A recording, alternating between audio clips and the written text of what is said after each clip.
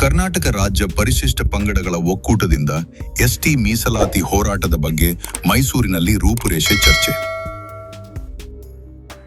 ಕರ್ನಾಟಕ ರಾಜ್ಯ ಪರಿಶಿಷ್ಟ ಪಂಗಡಗಳ ಒಕ್ಕೂಟದ ರಾಜ್ಯ ಸಂಚಾಲಕರಾದ ಶ್ರೀಧರ್ ಕುಪ್ಪೂರು, ಎಸ್ಆರ್ ನಾಯಕ್, ಎಆರ್ ಸಾಯಿರಾಮ್, ಕವಿತಾ ರಮೇಶ್, ಲಕ್ಷ್ಮೀಪತಿಯವರು ಮೈಸೂರಿಗೆ ಆಗಮಿಸಿ ರಾಜ್ಯ ಸರ್ಕಾರ 56% ಮೀಸಲಾತಿ ಅಡಿಯಲ್ಲಿ 56,437 ಹುದ್ದೆಗಳನ್ನು ನೇಮಕ ಮಾಡಿಕೊಳ್ಳಬಾರದು, ರಾಜ್ಯ ಉಚ್ಚ ನ್ಯಾಯಾಲಯ ತಡೆಯಾಜ್ಞೆ ನೀಡಿರುವುದನ್ನು ತೆರವುಗೊಳಿಸಲು ಸಮರ್ಥ ಅಡ್ವೊಕೇಟ್ ಜನರಲ್ ಅವರನ್ನು ನೇಮಿಸಿ ತಡೆಯಾಜ್ಞೆ ತೆರವುಗೊಳಿಸುವಂತೆ ಸರ್ಕಾರಕ್ಕೆ ಒತ್ತಾಯಿಸಿ ಮುಂದಿನ ಹೋರಾಟಗಳನ್ನು ಹಮ್ಮಿಕೊಳ್ಳುವ ಬಗ್ಗೆ ವಾಲ್ಮೀಕಿ ನಾಯಕ ಮುಖಂಡರಾದ ಮಹರ್ಷಿ ವಾಲ್ಮೀಕಿ ಪತ್ತಿನ ಸಹಕಾರ ಸಂಘ ನಿಯಮಿತದ ಅಧ್ಯಕ್ಷರಾದ ದೇವರಾಜ್ ಕಾಟೂರ್ ಹಾಗೂ ಕರ್ನಾಟಕ ರಾಜ್ಯ ಅಹಿಂದ ಒಕ್ಕೂಟದ ರಾಜ್ಯಾಧ್ಯಕ್ಷರಾದ ದ್ಯಾವಪ್ಪ ನಾಯಕ ಅವರನ್ನು ಭೇಟಿ ಮಾಡಿ ಮುಂದಿನ ರಾಜ್ಯ ಮಟ್ಟದ ಹೋರಾಟದ ಬಗ್ಗೆ ಚರ್ಚಿಸಲಾಯಿತು. ಈ ಸಭೆಯಲ್ಲಿ ಬೆಂಗಳೂರಿನಲ್ಲಿ ವಾಲ್ಮೀಕಿ ಗುರುಪೀಠದ ಜಗದ್ಗುರು ಶ್ರೀ ಪ್ರಸನ್ನನಂದ ಸ್ವಾಮೀಜಿ ಅವರ ನೇತೃತ್ವದಲ್ಲಿ ಬೃಹತ್ ಪ್ರತಿಭಟನೆ ನಡೆಸುವ ನಿರ್ಧಾರ ಕೈಗೊಳ್ಳಲಾಗಿದೆ. ಇದರ ಪೂರ್ವಭಾವಿಯಾಗಿ ರಾಜ್ಯದ ಎಲ್ಲಾ ವಿಭಾಗಗಳಲ್ಲಿ ಪೂರ್ವಭಾವಿ ಸಭೆಗಳನ್ನು ನಡೆಸಲು ತೀರ್ಮಾನಿಸಲಾಯಿತು. ಮೊದಲ ಹಂತವಾಗಿ ಮೈಸೂರು ನಗರದಲ್ಲಿ ಮುಂದಿನ ವಾರ ವಿಭಾಗ ಮಟ್ಟದ ಸಭೆ ನಡೆಸಲು ನಿರ್ಧರಿಸಲಾಗಿದೆ. ವಾಲ್ಮೀಕಿ ಸಮುದಾಯದ ಜನರಿಗೆ ಮೀಸಲಾತಿ ಕುರಿತ ಜಾಗೃತಿ ಮೂಡಿಸುವ ಉದ್ದೇಶದಿಂದ ದೇವರಾಜ್ ಕಾಟೂರ್ ಅವರು ಸೂಕ್ಷ್ಮವಾಗಿ ವಿಷಯವನ್ನು ಮಂಡಿಸಿ ಜನರಿಗೆ ಅರ್ಥವಾಗುವಂತೆ ವಿವರಿಸಿದರು.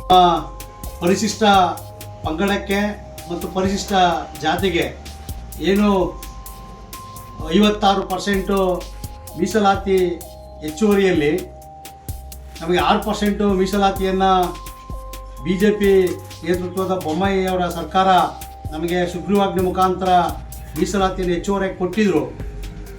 ಆ ವಿಚಾರವಾಗಿ ಏನು ಅವರ ಒಂದು ಅಧಿಕಾರ ಅವಧಿಯಲ್ಲಿ ಮತ್ತು ಈಗಿನ ಕಾಂಗ್ರೆಸ್ ಸರ್ಕಾರದ ಅವಧಿಯಲ್ಲಿ ನಡೆದಂತಹ ಹಲವಾರು ಶೈಕ್ಷಣಿಕ ವಿಚಾರವಾಗಿ ಹಾಗೂ ನೌಕರಿ ನೇಮಕಾತಿಯಲ್ಲಿ ಏನು ಹೆಚ್ಚುವರಿ ಮೀಸಲಾತಿಯನ್ನು 7% ಎಸ್ಟಿಗೆ ಕೊಟ್ಟಿದ್ರು, ಅದರ ಅನುಗುಣವಾಗಿ ಹಾಗೂ ಎಸ್ಸಿಗೆ ಹೆಚ್ಚುವರಿಯಾಗಿ 2% ಸೇರಿ 17% ಮೀಸಲಾತಿ ಅನುಗುಣವಾಗಿ ಶೈಕ್ಷಣಿಕವಾಗಿ ನೇಮಕಾತಿಗಳನ್ನು ಮಾಡಿಕೊಂಡು ಹಾಗೂ ಏನು ಅಧಿಕಾರಿಗಳಿಗೆ ಪ್ರಮೋಷನ್ನ ಕೊಡುವ ಮುಖಾಂತರ ಮೀಸಲಾತಿಯನ್ನು ಹೆಚ್ಚುವರಿಯಾಗಿ 56% ಅನುಸರಿಸ್ಕೊಂಡು ಇಂದಿನ BJP ಸರ್ಕಾರ ಮತ್ತು ಈಗಿನ ಕಾಂಗ್ರೆಸ್ ಸರ್ಕಾರ ನಡ್ಕೊಂಡು ಬರ್ತಾ ಇದೆ. ಆದರೆ ಏನು ರಾಜ್ಯ ಸರ್ಕಾರ 56% ಮೀಸಲಾತಿಯನ್ನು ಅಡಿಯಲ್ಲಿ ನಾವು 56,437 ಹುದ್ದೆಗಳನ್ನು ನೇಮಕ ಮಾಡ್ತೇವೆ ಅಂತಕ್ಕಂಥ ಒಂದು ಅಧಿಸೂಚನೆ ಹೊರಡಿಸ್ತದೆ. ಆ ಅಧಿಸೂಚನೆ ವಿರುದ್ಧವಾಗಿ ಮೇಲ್ವರ್ಗದ ಒಬ್ಬ ಮಹೇಶ್ ಅನ್ನೋ ವ್ಯಕ್ತಿ ಹೈಕೋರ್ಟ್ಗೆ ಅಪೀಲ್ ಹೋಗಿ 56% ಮೀಸಲಾತಿ ಅಡಿಯಲ್ಲಿ ಏನು ಇವರು ನೇಮಕಾತಿ ಮಾಡ್ಕೊಳ್ತಾ ಇದ್ದಾರೆ, ಇದು ಕಾನೂನು ವಿರುದ್ಧವಾಗಿರ್ತಕ್ಕಂಥದ್ದು, 9 ಶೆಡ್ಯೂಲ್ಗೆ ಸೇರಿಲ್ಲ, ಸಂವಿಧಾನದಲ್ಲಿ ತಿದ್ದುಪಡಿ ಆಗಬೇಕು ಅಂತೇಳಿ ಹೈಕೋರ್ಟ್ಗೆ ಅಪೀಲ್ ಹೋದ ನಂತರ ಮಾನ್ಯ ರಾಜ್ಯ ಉಚ್ಚ ನ್ಯಾಯಾಲಯ ಅದಕ್ಕೆ ಏನೋ ಒಂದು ತಡೆಯಾಜ್ಞೆಯನ್ನು ಕೊಟ್ಟಿರ್ತದೆ, ತಾತ್ಕಾಲಿಕ ತಡೆಯಾಜ್ಞೆಯನ್ನು ಕೊಟ್ಟಿರ್ತದೆ. ಆ ತಾತ್ಕಾಲಿಕ ತಡೆಯಾಜ್ಞೆಯನ್ನು ಈಗಿನ ರಾಜ್ಯ ಸರ್ಕಾರ ತೆರವುಗೊಳಿಸಬೇಕು ಅಂತೇಳಿ ಈಗಾಗಲೇ ನಾವು SC STಯ ಎಲ್ಲ ಸಂಘಟನೆಗಳು, ಜನಪ್ರತಿನಿಧಿಗಳು ರಾಜ್ಯ ಸರ್ಕಾರಕ್ಕೆ ಒತ್ತಾಯವನ್ನು ಮಾಡಿದ್ದೇವೆ. ಆದರೆ ಇದುವರೆಗೂ ಕೂಡ ರಾಜ್ಯ ಸರ್ಕಾರ ಈ ಒಂದು ತಾತ್ಕಾಲಿಕ ತಡೆಯಾಜ್ಞೆಯನ್ನು ತೆರವುಗೊಳಿಸುವಂಥ ಪ್ರಯತ್ನವನ್ನು ಮಾಡ್ತಾ ಇಲ್ಲ. ಇದರಿಂದ ಅದರಲ್ಲೂ ನಮ್ಮ ಪರಿಶಿಷ್ಟ ಪಂಗಡದ ನಾಯಕ ಸಮಾಜಕ್ಕೆ ಈ 4% ಮೀಸಲಾತಿ ಏನು ನಮಗೆ ಕಡಿತಗೊಳಿಸಿದರೆ ಇದರಿಂದ ನಿಜಕ್ಕೂ ಘೋರ ಅನ್ಯಾಯ ಆಗಿದೆ.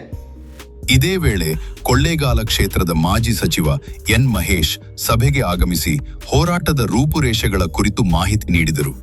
ಮುಂದಿನ ಹೋರಾಟಕ್ಕೆ BJP ಪಕ್ಷದ ಬೆಂಬಲ ಪಡೆಯಲು ಪ್ರಯತ್ನಿಸುವುದಾಗಿ ತಿಳಿಸಿದರು.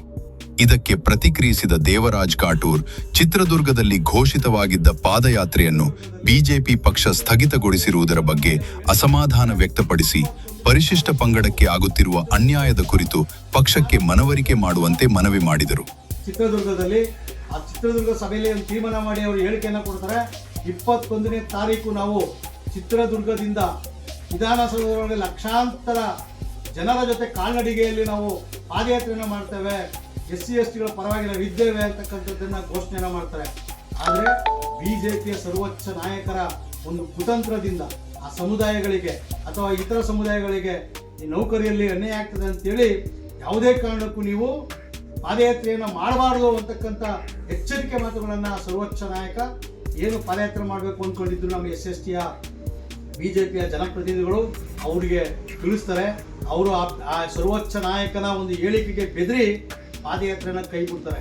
ನಿಜಕ್ಕೂ ಕೂಡ ದೊಡ್ಡ ಘೋರ ಅನ್ಯಾಯ BJP ಪಕ್ಷ ಮಾಡಿದೆ ಅಂತಕ್ಕಂಥದ್ದನ್ನು ನಾನು ಹೇಳಿಕೆ ಬಯಸ್ತಾ, BJP ಪಕ್ಷ ನಿಜವಾಗ್ಲೂ ಕೂಡ ನಾಯಕ ಸಮಾಜದ ಹಿತವನ್ನು ಬಯಸದಾಗಿದ್ದರೆ ಅಥವಾ JDS ಪಕ್ಷ ವಿರೋಧ ಪಕ್ಷದಲ್ಲಿ ಇದ್ಕೊಂಡು ನಾಯಕ ಸಮಾಜದ ಹಿತವನ್ನು ಬಯಸೋದಾಗಿದ್ದರೆ, ನೀವು ವಿರೋಧ ಪಕ್ಷದ ಸ್ಥಾನದಲ್ಲಿ ಇರ್ತಕ್ಕಂಥವ್ರು ಏನು ರಾಜ್ಯ ಸರ್ಕಾರ ಇವತ್ತು SC STಗಳಿಗೆ ಮೀಸಲಾತಿಯಲ್ಲಿ ಅನ್ಯಾಯ ಮಾಡ್ತಾ ಇದೆ, ಅದರ ವಿರುದ್ಧ ನೀವು ಹೋರಾಟ ಮಾಡಬೇಕು. ಇಲ್ಲ ಅಂತ ಹೇಳಿದ್ರೆ ಈಗ ನಿಮ್ಮನ್ನ ವಿರೋಧ ಪಕ್ಷದಲ್ಲಿ ಕೂರಿಸಿದ್ದೀವಿ, ಮುಂದಿನ ದಿನಗಳಲ್ಲಿ ನೀವು ಶಾಶ್ವತವಾಗಿ ವಿರೋಧ ಪಕ್ಷದಲ್ಲಿ ಕೂರ್ತೀರಾ ಅಂತಕ್ಕಂಥದ್ದನ್ನ ನಾವು ಈ ಮೂಲಕ ಹೇಳ್ತೇನೆ. ದ್ಯಾವಪ್ಪ ನಾಯಕ ಅವರು ಸಮಾಜದಲ್ಲಿ ನಡೆಯುತ್ತಿರುವ ಅನ್ಯಾಯವನ್ನು ಖಂಡಿಸಿ ಮುಂದಿನ ಉಗ್ರ ಹೋರಾಟದ ಬಗ್ಗೆ ಮಾತನಾಡಿದರು. ಏನು ಪ್ರಸ್ತುತ ಪರಿಶಿಷ್ಟ ಪಂಗಡದ ಮೀಸಲಾತಿ ವಿಚಾರವನ್ನು ನಾವು ತೆಗೆದುಕೊಂಡಾಗ ಈ ಸಮುದಾಯಗಳಿಗೆ ಇದೊಂದು ದೊಡ್ಡ ಪೆಟ್ಟನ್ನು ಕೊಡ್ತದೆ ಅಂತ ಹೇಳಿದ್ರೆ ತಪ್ಪಾಗಲ್ಲ. ಪೂಜ್ಯ ಸ್ವಾಮೀಜಿಯವರು ಸುಮಾರು 257 ದಿನಗಳ ಕಾಲ ಫ್ರೀಡಂ ಪಾರ್ಕಲ್ಲಿ ಧರಣಿಯನ್ನು ಮಾಡಿ ಪರಿಶಿಷ್ಟ ಪಂಗಡಕ್ಕೆ 7% ಮೀಸಲಾತಿ ಸಿಗೋಕ್ಕೆ ಪ್ರಮುಖ ಪಾತ್ರವನ್ನು ವಹಿಸಿದೆ. ಆ 7% ರಿಸರ್ವೇಷನ್ನಿಂದ ಸುಮಾರು 2 ವರ್ಷಗಳ ಕಾಲ ವಿದ್ಯಾರ್ಥಿಗಳಿಗೆ ಶೈಕ್ಷಣಿಕವಾಗಿ ಸೌಲಭ್ಯ ಸಿಗ್ತಾ ಇತ್ತು. ಜೊತೆಗೆ ಸರ್ಕಾರಿ ನೌಕರರುಗಳು ಕೂಡ ಮುಂಬಡ್ತಿ ಪಡೆಯೋದ್ರಲ್ಲೂ ಕೂಡ ಹೆಚ್ಚಿನ ಅವಕಾಶವನ್ನು ಪಡ್ಕೊಂಡಿದ್ರು. ಆದರೆ ಈಗ ಏಕಾಏಕಿ 7% ಇದ್ದಂಥ ರಿಸರ್ವೇಷನ್ನ ಪರಿಶಿಷ್ಟ ಪಂಗಡಕ್ಕೆ ಈಗ 3% ಇಳಿಸವ್ರೆ. ಇದು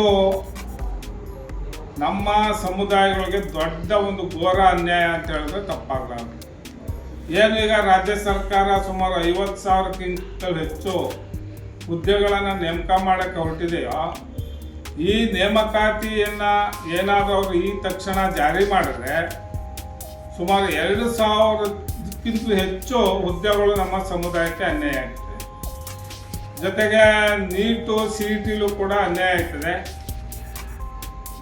ಇದು ನಮ್ಮ ಜನಪ್ರತಿನಿಧಿಗಳಿಗೆ ಏನು ಅರ್ಥ ಆಯ್ತಾ ಇದ್ದೋ ಏನೋ ನಮಗಂತೂ ಗೊತ್ತಾಯ್ತಾ ಇಲ್ಲ.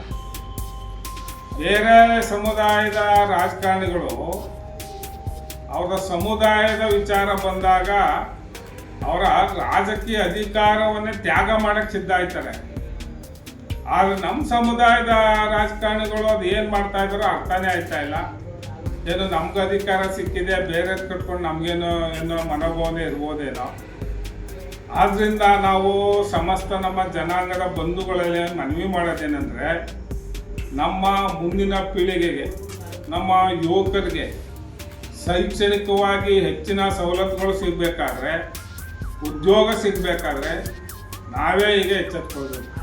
ನಾವೇ ಎಚ್ಚೆತ್ಕೊಂಡು ಇಡೀ ರಾಜ್ಯಾದ್ಯಂತ ಸಂಘಟಿತರಾಗಿ ಹೋರಾಟಗಳನ್ನು ಮಾಡುವ ಮೂಲಕ ನಮ್ಮ ಹಕ್ಕನ್ನು ನಾವೇ ಪಡೆಯುವಂಥ ಪರಿಸ್ಥಿತಿ ಈಗ ನಮಗೆ ನಿರ್ಮಾಣ ಆಗಿದೆ. ಆದ್ದರಿಂದ ಏನು ಕರ್ನಾಟಕ ರಾಜ್ಯ ಪರಿಶಿಷ್ಟ ಪಂಗಡ ಸಂಘಟನೆಗಳ ಒಕ್ಕೂಟ ಇದರಲ್ಲಿ ಕಾರ್ಯಪ್ರವೃತ್ತರಾಗಿ ಈ ಸಮುದಾಯಗಳಿಗೆ ನ್ಯಾಯವನ್ನು ಕಲ್ಪಿಸ್ಕೊಳ್ಬೇಕು ಅಂತ ಹೊರಟಿದ್ದಾರೋ, ಆ ಹೋರಾಟಕ್ಕೆ ನಾವು ಕೂಡ ಮೈಸೂರು ಜಿಲ್ಲೆಯಿಂದ ಸಹಕಾರ ಕೊಡ್ತೀವಿ, ಬೆಂಬಲವಾಗಿ ನಿಲ್ತೀವಿ. ಈ ಕಾರ್ಯಕ್ರಮ ಯಶಸ್ವಿಯಾಗುವವರೆಗೂ ಅವ್ರ ಜೊತೆ ನಿರಂತರವಾಗಿರ್ತೀವಿ ಅಂತ ನಾನು ಈ ಮೂಲಕ ಹೇಳಕ್ಕೆ ಬಯಸ್ತೇನೆ. ಸಭೆಯಲ್ಲಿ ಮಹರ್ಷಿ ವಾಲ್ಮೀಕಿ ಪತ್ತಿನ ಸಹಕಾರ ಸಂಘದ ರಾಜ್ಯ ಉಪಾಧ್ಯಕ್ಷರಾದ ಶಿವಕುಮಾರ್ ಸ್ವಾಮಿ, ಉಪಾಧ್ಯಕ್ಷ ಕಣಿಯನಹುಂಡಿ ಸಿದ್ದರಾಜು, ಸಂಘಟನಾ ಕಾರ್ಯದರ್ಶಿ ಕುಟ್ಟವಾಡಿ ಕಿರಣ್ ನಾಯಕ, ಬೋಗಾದಿ ಮಹೇಶ್, ನರಸೀಪುರ ತಾಲೂಕು ಅಧ್ಯಕ್ಷ ಸಿದ್ದರಾಜು, ಕಾರ್ಯದರ್ಶಿ ವಿದ್ಯಾರಣ್ಯಪುರಂ ಸಿದ್ದರಾಜು ಸೇರಿದಂತೆ ಅನೇಕ ಮುಖಂಡರು ಹಾಜರಿದ್ದರು. ಇದು AR news channel action and reaction. ಇದು ವದಂತಿಯಲ್ಲ, ವಾಸ್ತವ. ಈ ರೀತಿಯ ಸುದ್ದಿಗಳಿಗಾಗಿ ನಮ್ಮ ಚಾನೆಲ್ను ಸಬ್ಸ್ಕ್ರೈಬ್ ಮಾಡಿ, ಈ ಮಾಹಿತಿಯನ್ನು ಲೈಕ್ ಮಾಡಿ, ಕಮೆಂಟ್ ಮಾಡಿ, ಶೇರ್ ಮಾಡಿ.